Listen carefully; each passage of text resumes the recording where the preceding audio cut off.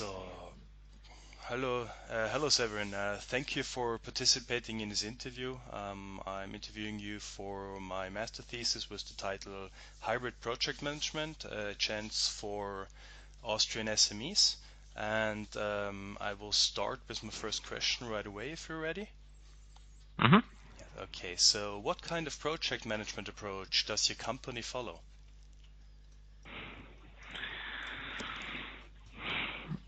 That's a good question. If there is a project management approach that you could say that Swarovski actually follows. So right now, I wouldn't say there's a concrete project management approach that is that we are using. We are trying to implement agile methods um, for our projects at the moment. So that's an ongoing process, but we're only at the start of that. And otherwise, I wouldn't know a concrete approach we're using. Could you maybe give some examples what kind of approaches that would be? Well, usually there are just, well, basically two. So there's the traditional one, which is using waterfall methods and the Gantt charts and working packages and stuff like that. And then there are Okay. agile project management tools, which would be like, for instance, Scrum, Kanban, extreme programming, and stuff like that. So those are the two, well, differences between those. Okay. So we're definitely coming from a traditional approach with with timelines and so on and so forth. But we are aiming towards a new setup with agile methods, and then of course that there's always the question: how are we actually going to adapt the what kind of agile method we are going to use, and how we are going to adapt those methods to make them fit to what we need. Mhm. Okay. And as you said that you're heading towards agile methods, could you please describe why you needed this or why there was an urge to do so? I think there are two main aspects to that. So on the one hand side, I think overall, and I think that's not only a Swarovski issue, but an overall issue that with project management in general, when you don't try to improve it for a while, then there's going to be slack in the process in the system. So there needs to be let's say an update on project management to get up to speed again. And when I look at the project we are doing, there are a lot of basics even for traditional project management that we're not doing. So this is one aspect. So just to push it forward with a new technique, with a new approach, and to get up to speed with project management in general. That's the one thing. The other thing is that I think with the setup that agile methods require is something that for projects in general works a lot better, which doesn't mean that this cannot be applied for traditional project management in general, but I think it's more it's more part of the heart of agile methods to, for example, have a fixed team that they are working together, to have a Kanban board, a to-do board. It's nothing that's rocket science in the end, but that's something that we should definitely aim for.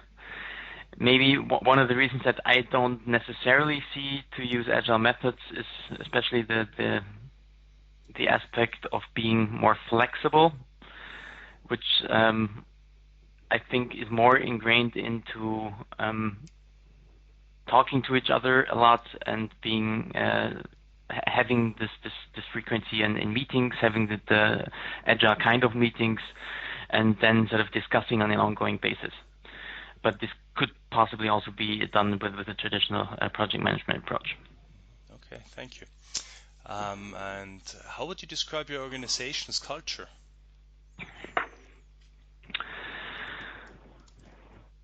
Overall, I mean, if you think about Swarovski, It's a family-owned business.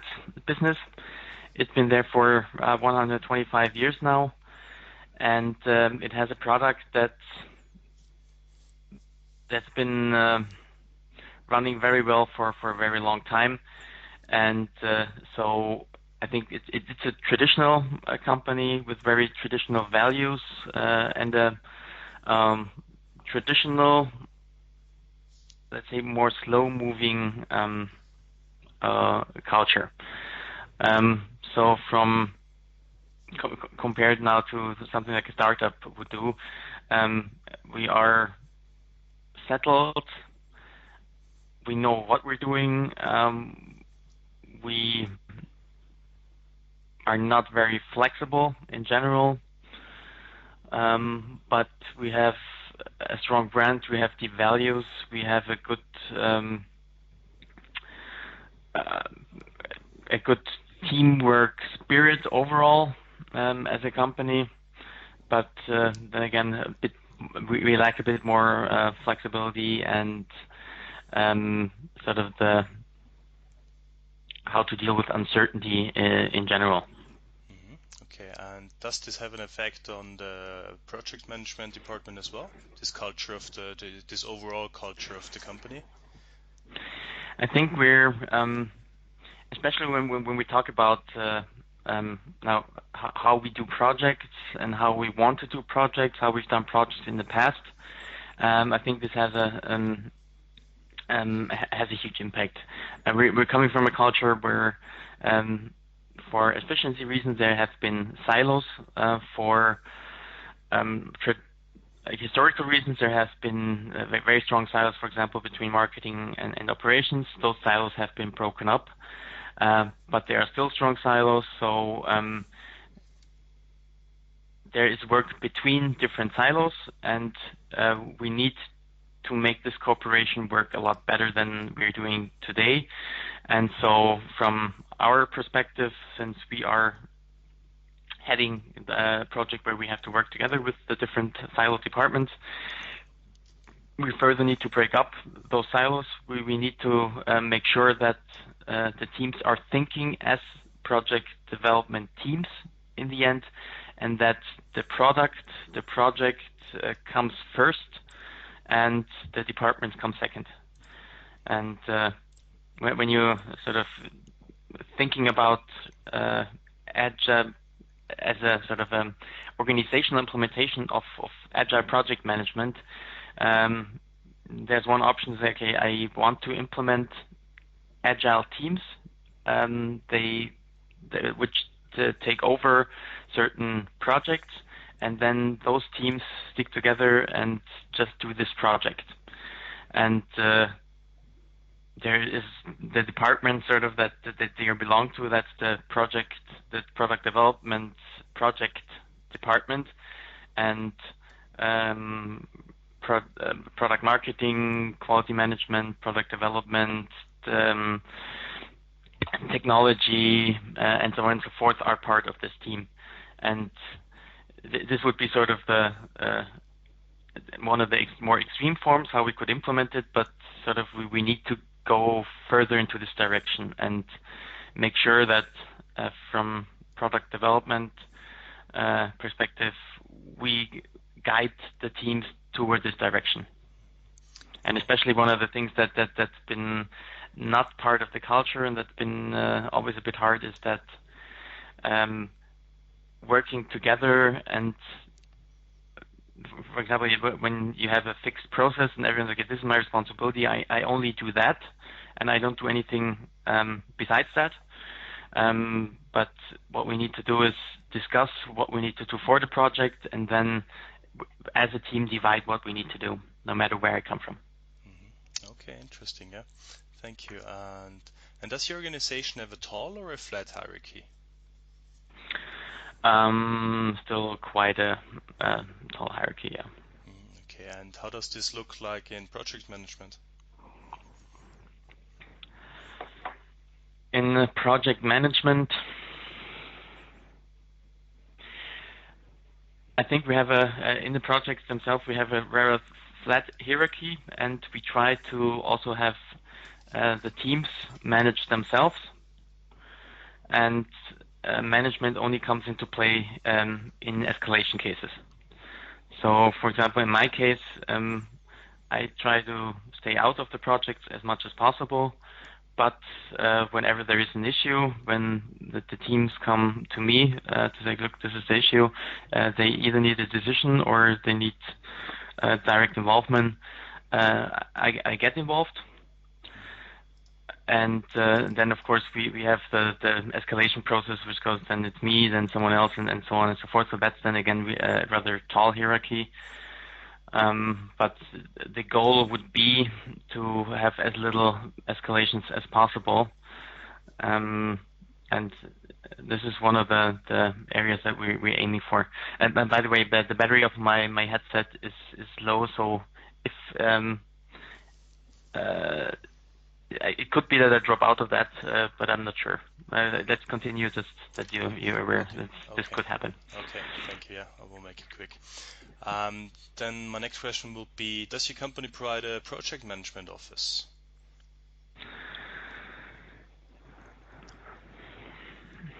Yes and no. So there is no concrete project management office. There is, though, there is kind of so the name is a transformation office, and at this moment, they are the ones who organize that we have some external consultant introducing agile methodology with a couple of pilot projects. So that's what they're doing, and but they don't do it for the whole company. That's just sort of for several points, for several areas where they sort of have they have been asked to do that. For example, where in our technology department they are doing something similar, but has nothing to do with this transformation department. So, and I know that, for example, at HP, no, not HP, sorry, at ThyssenKrupp in Vorarlberg, they have a project management department who is then responsible to have agile coaches who support the teams, who make sure that external consultants are organized whenever they're needed for this kind of project setup, and so on and so forth. Something like that we don't have yet. Okay, and you're also not planning to establish something like that? Because my question is heading towards the direction, how are you, make sure that from when after a project, when you have some issues or you had some issues and you have some lessons learned, how are your employees able to get to benefit from them if they haven't been inside this project team? So how do you spread those news, those good things and bad things? So we have just established a new product development process where we have as a fixed part also lessons learned session, so that the team within also make sure that they collect and cover their lessons learned. And then, but this happens now on the departmental level, that we say, as for example, the forward integrated team, that we have in our fixed sessions where we discuss those lessons learned. And what we will also do is, when we have in product development, we call them gang meetings, so where all the employees from the product development department come together, that we present certain projects with lessons learned. And then, of course, as a next step, we need to define and see how we can set up some, let's say, process description or task description or lessons learned document, however you want to call it, so that in the end, my goal would be to have an exemplary project plan with the main tasks that are always necessary, with additional comments on what are important things to keep in mind whenever we do that. And this then especially goes for our kind of projects that we do, and that we cover that. And I see this mostly part of our job to do that within our department. Okay, thank you. Is your company hiring people in project management at the moment? What kind of project management do you mean? Well, Technical project managers, or people who would do general project management stuff? I would say for the staff you need to lead a project. So in your case, I guess those are the technical project managers or product developers. So right now we're not sort of expanding in hiring extra people. We are, of course, hiring whenever someone leaves the team, but we are overall as a company not growing, so it does not, or as for FT Professional, we are not growing that much, and this reflects also on our department. So for product development, we are not growing, we are not adding additional resources. So in that sense, we are not hiring new project managers. Okay, and if you would hire those professionals, for what skills would you look like? What skills do they have to have? So we have we're looking for two aspects in what our candidates should bring to the table. The one thing is, of course, a certain technical expertise, which means they need to have some kind of engineering background, because otherwise it would be very hard for them to discuss all the technical aspects and manage all the technical aspects in a project. But, and that's probably even more important, we need good project management capabilities in a new recruit, which means good communication skills, good lateral leadership skills, good overview team leadership skills, this staying ahead of things, and everything that has to do with project management. And this is also something that we see from our past. I think we had a lot of different characters in product development, and in the last years we focused on really trying to get more project management capabilities, because this is in the end what makes projects successful, because there needs to be someone who manages the whole process, and this is something that we do, and which is one of our core tasks. And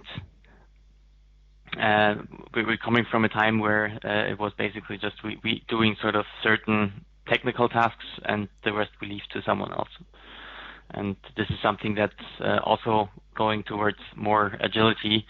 We need to be able, as a project development project team, to cover different tasks and aspects of a project, and especially as a project leader, which means that I need to be able to do a lot of different stuff, because sometimes just different tasks and different things are important in a project to be done.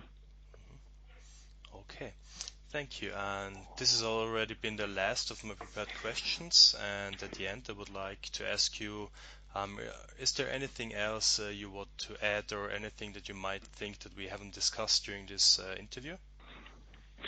Maybe just overall a bit of my perspective on agile project management, especially in a physical product development environment.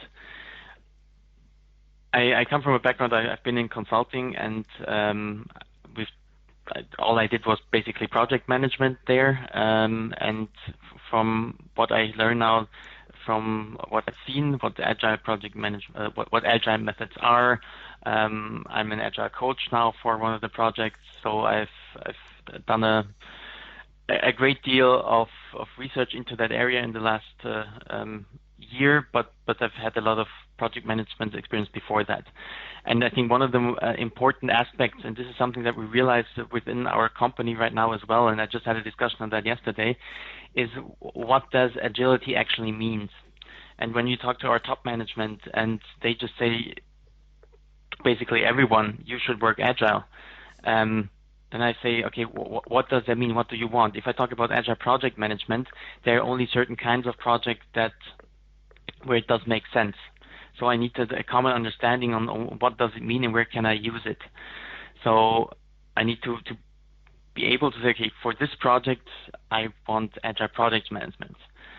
Also, then there are different kinds of agile project management, agile methods that work for different kinds of projects. So I also need to adapt that. And I need to be aware, also from top management perspective, that agile management method, in the end, if you just look plainly on what that is, it's a project management technique. It's nothing more, it's nothing less. It's just good project management.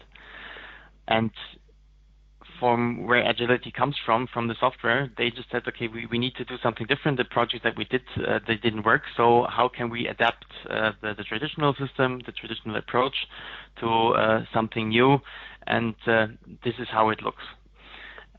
But in the end, if I say, if I'm a really good project manager and I see, okay, this is the kind of projects I do, then I would come up with that. I should come up with that by myself. Nevertheless, I think it's very important to go in that direction. I started as an agile coach at the beginning of the year with the project. I fully agree that this is the right approach to go with, and that we should, as a company, see how we can adapt our current approaches, our current methodology, to make sure that we become more agile, to implement more elements from agile methodology, but also to be realistic what that means. We can't solve all problems with agility. We won't make our projects necessarily a lot of faster, but we will get a lot of good things out of it. One of them will be speed, one of them will be quality, one of them will be that we learn more about the project early on. And I think that those are aspects that we will always need to keep in mind when talking about agile project management methods and how to implement them within our company, but also generally. And this is just always something that I think is very important to always keep in mind when talking about agility, and especially when, within Swarovski, the discussions that are ongoing. What does agile actually mean? What is it? What does it mean? How can I use it in different areas? Because, for example, it does make a lot of sense in product development for certain kind of projects. It might not make sense in communication and the project they are doing. So this is just always good to keep in mind. Okay, couldn't agree more. And thank you very much, Severin, for this insights you shared with me. This was very good to hear, and it will also be very beneficial for my master thesis. So this is the end of the interview. I would like to say thank you again for participating and for your for this honest talk. So thank you and have a good day. Thanks. Yeah, you too.